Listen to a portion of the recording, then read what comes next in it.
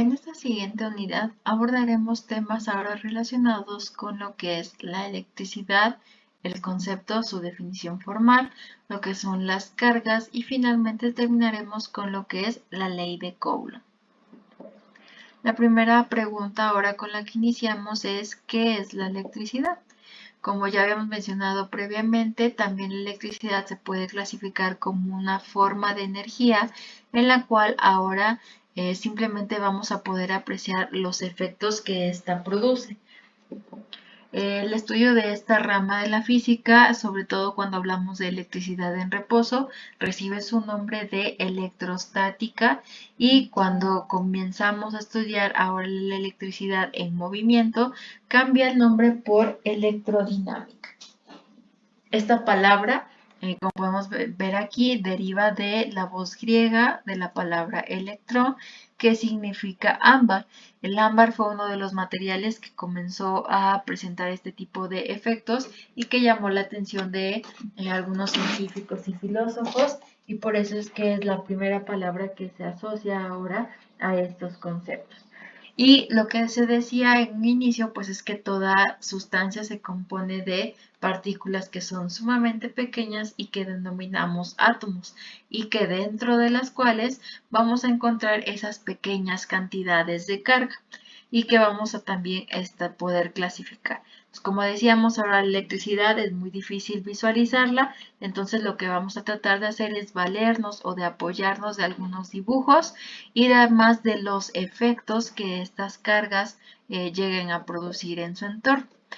Yo hablo de que una carga eléctrica es también algo que puede conformar lo que conocemos como átomos. Entonces, toda materia va a estar conformada por estos átomos que a su vez van a estar compuestos por elementos mucho más pequeños.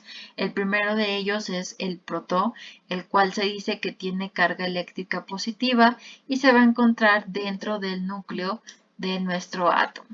Los vamos a representar también todo lo que son cargas eléctricas para que resulte mucho más fácil como esferitas o puntos cargados con cierto tipo de carga, ya sea en este caso positiva o bien negativa, que serían los dos tipos que vamos a observar. Por otro lado, también tenemos lo que son los neutrones, que se dice que no tienen carga eléctrica y que también se sitúan dentro del núcleo de los átomos a un lado junto de los protones. Cuando hablamos de que un elemento es eléctricamente neutro, se dice en realidad que la carga total que posee es cero. Y el otro tipo de carga que son los electrones, que son los que poseen carga negativa y que ahora se van a encontrar en lo que es la corteza de nuestro átomo. Si recordamos alguna definición o alguna representación gráfica de los átomos, se parece mucho a esta imagen. Es una aproximación un tanto burda, pero bastante utilizada, en la que se aproxima o se asemeja a lo que es, por ejemplo, el sistema solar, donde se tiene un núcleo, que en este caso conformado por protones y neutrones, y alrededor oscilan o se mueven lo que son los electrones con carga eléctrica negativa. Entonces, estos tres tipos de unidades de carga muy pequeñitas son lo que conforman a los átomos. Cuando ya hablamos de objetos que ahora se encuentran cargados eléctricamente, podemos tener tres situaciones. Se dice que un objeto es cargado de manera positiva cuando éste entra, mediante alguno de los medios que veremos más adelante para poder obtener carga eléctrica, comienza a perder electrones. Si vemos un electrón es de carga negativa, entonces cuando éste los pierde, la cantidad de carga que predomina ahora tendrá que ser la de los protones y por eso se dice que se queda cargado positivamente. Si por otro lado el elemento ahora gana electrones, entonces se dice que se carga negativamente. Y si el objeto posee la misma cantidad de protones y electrones, es decir, de carga positiva y negativa, entonces se dice que es eléctricamente neutro.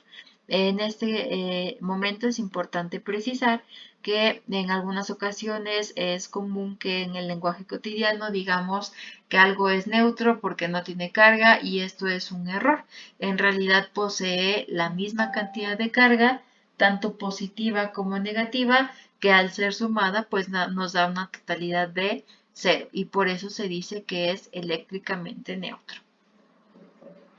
Si nosotros pudiéramos hacer un zoom a los átomos, moléculas que conforman a la materia, veríamos una imagen similar a esta, en la cual coexisten todo este tipo de cargas positivas, negativas o incluso neutras, y que eso hace que en su totalidad pues se mantenga estable, por ejemplo, un átomo. Cuando nosotros hablamos ya de cantidades de carga, vamos a ver que la unidad con la que trabajamos se llamarán coulombs.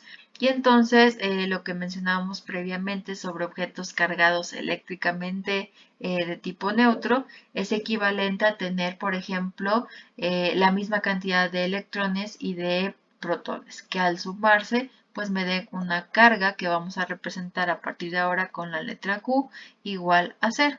Yo puedo tener carga 1, carga 2, 3 y 4 y dos de ellas ser positivas, dos de ellas ser negativas, y entonces cuando sumo o realizo la sumatoria de todas las cargas, en este caso desde igual a 1 hasta 4, pues mi totalidad, si tienen la misma, por ejemplo, un coulomb, cada una de ellas, pues entonces lo que va a ocurrir es que cuando yo sume, entonces el valor pues total pues nos tiene que dar 0, ¿no? Obviamente si son negativas tenemos menos un coulomb, si tengo cargas positivas es un coulomb, y entonces al hacer la suma pues nos tiene que dar un valor total de carga igual a 0. Entonces esta nota sí es muy importante porque a partir de ahora no podemos decir que un objeto neutro no tenga carga, sino que posee el mismo número de cargas tanto positivas como negativas y que también obedecen a el principio de suma y tal y cual como si estuviéramos trabajando con números o escalares.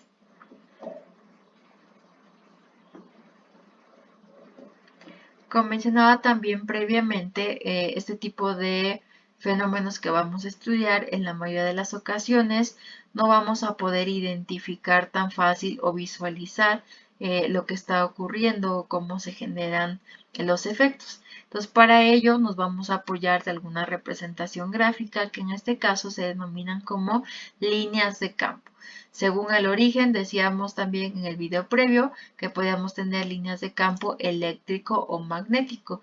En este caso tenemos cargas eléctricas representadas por pelotitas de color rojo o azul que hacen alusión a carga positiva o negativa. Las líneas de campo son líneas que se dibujan de manera radial a partir de esta carga. Asumimos que estas cargas que estamos aquí se dice que son puntuales, es decir, no tienen volumen o no ocupan un espacio, entonces se pueden representar simplemente como puntos.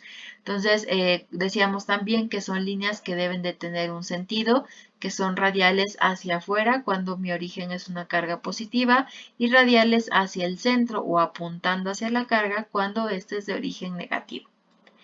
Estas dos representaciones se utilizan cuando las cargas se estudian por separado o cuando asumimos que están lo suficientemente lejos una de otra para no sentir el efecto. Cuando ambas cargas se comienzan a unir o a acercar, como es en el caso de esta imagen, entonces estos efectos de líneas de campo pues tendrán también que verse alterados por el efecto o la desviación provocada o inducida por la carga que se acerca. Y entonces vamos a notar que existe una desviación o un cambio en la forma de esas líneas.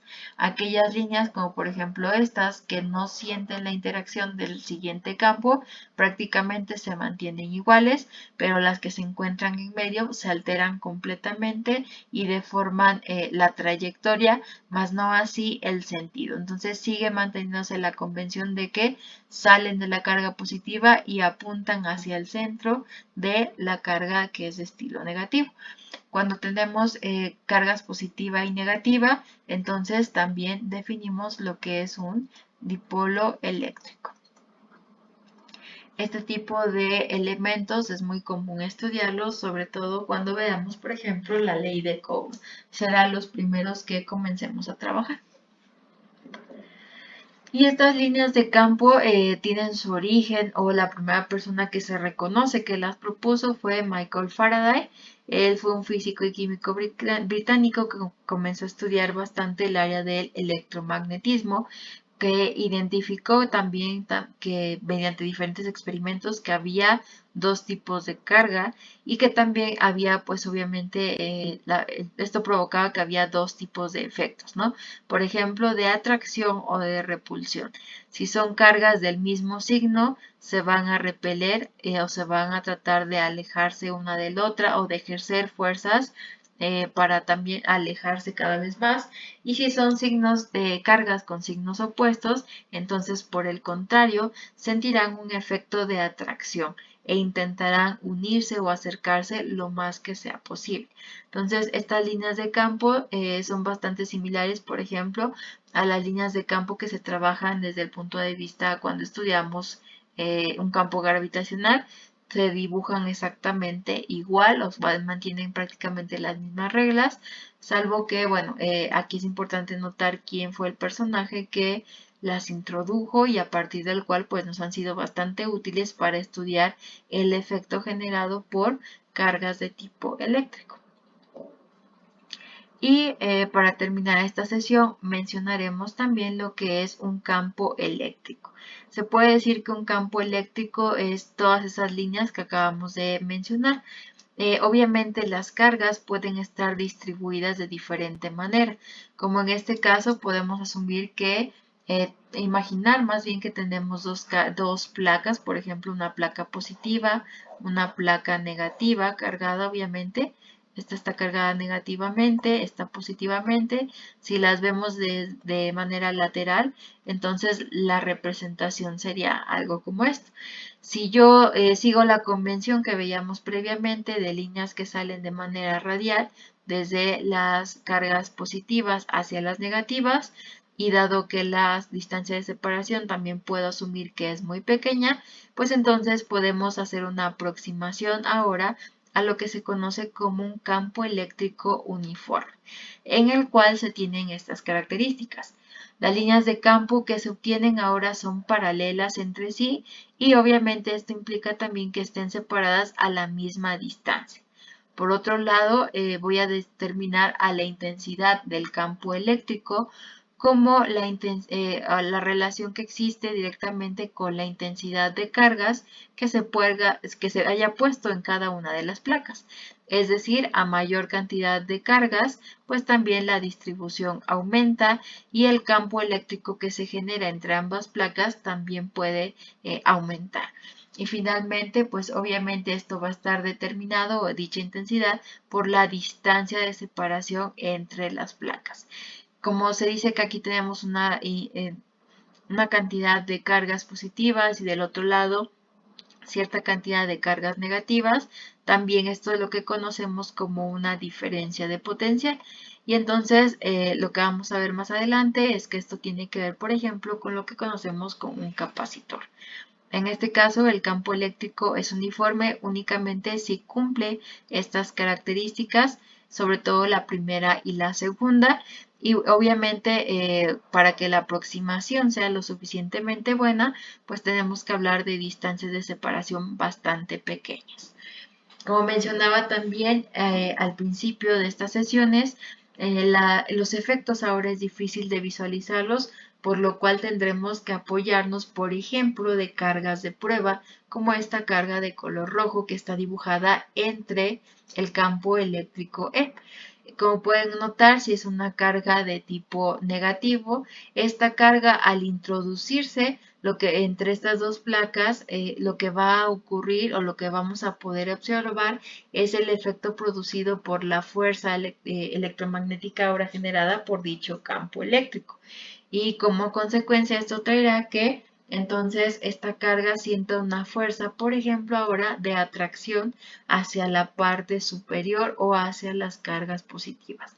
Entonces, recordemos que estas líneas azules con flechitas o con sentidos no existen en la realidad, no se pueden visualizar, solamente nosotros las dibujamos para tratar de darle una representación mucho más sencilla y práctica a la hora de estudiar este tipo de fenómenos. Y entonces en esta sección, como podemos notar, si ahora lo vemos, giramos la figura esta que teníamos aquí, ahora la vemos desde otro ángulo, ahora con el campo eléctrico dibujado por las flechas rojas de izquierda a derecha. Lo que podemos notar es que a la hora de introducir alguna carga dentro de este campo eléctrico, ya sea uniforme o no, entonces pues vamos a ver el efecto. Y por consecuente, lo que yo denomino ahora efecto, pues es en realidad la fuerza que sienten estas cargas al estar en presencia de este tipo de campos o de diferencias de potencial. Entonces, como ideas principales para estudiar el movimiento de cargas dentro de campos eléctricos, pues es que estas van a verse influenciadas por la trayectoria de ahora las líneas de fuerza, ¿no? Y esto obviamente, estas líneas pues van a depender estrictamente de los tipos de carga, es decir, si de un lado tengo cargas positivas, del otro cargas negativas o viceversa. Por otro lado, también la carga que se coloca, como decíamos hace un momento, de carga de prueba o una carga que se dice que es libre dentro de un campo eléctrico, va a experimentar o a sentir una fuerza que se puede calcular mediante la ley de Coulomb que vamos a estudiar más adelante. Y obviamente esto pues lo que provoca es que la carga al atravesar este medio pues sienta diferentes fuerzas o incluso vaya modificando su trayectoria. También es importante decir que si yo tengo estas dos placas cargadas, una positiva y una negativa, la carga de prueba puede moverse tratando de atravesar o en esta dirección, o bien, como podemos observar, si yo la coloco aquí, esta carga se va a mover ahora en la dirección paralela o en el mismo sentido que las líneas de fuerza generadas por el campo eléctrico. Entonces, podemos estudiar el movimiento de cargas dentro de campos eléctricos uniformes o no uniformes desde estos dos puntos de vista de manera transversal o longitudinal o paralela a las líneas de campo. Si el objeto o la carga intenta atravesar, como es en este caso, entonces lo que va a ocurrir conforme avance, pues es que entonces va a ir modificando su trayectoria, porque cada vez que avance sentirá una fuerza que ahora le está empujando, por ejemplo, hacia la derecha. Entonces, si ahora coloco una carga aquí, en este punto, sentirá una fuerza. Cuando siga avanzando hacia adelante, va a sentir ahora otra fuerza hacia la derecha y entonces el efecto neto pues es que cada vez que avance transversalmente se irá desplazando, provocando así muy probablemente una trayectoria parabólica que nos va a decir entonces o que podemos asociar ahora, por ejemplo, a un movimiento que sea de carácter acelerado. Si la trayectoria es parabólica o si es una línea recta, etcétera, tal cual o de manera semejante a como lo hicimos en la parte de la mecánica, podemos descubrir también o encontrar las ecuaciones que describan ese desplazamiento y entonces poder estudiarlas. Siempre que la carga la coloquemos, por ejemplo, en reposo, entonces es cuando puede experimentar esos cambios. Y por otro lado, también si ahora la carga también depende mucho de cómo se esté atravesando el campo, como decíamos, de manera perpendicular o paralela al campo, y eso ahora nos permite diferenciar si es un movimiento rectilíneo o, por ejemplo, un movimiento parabólico.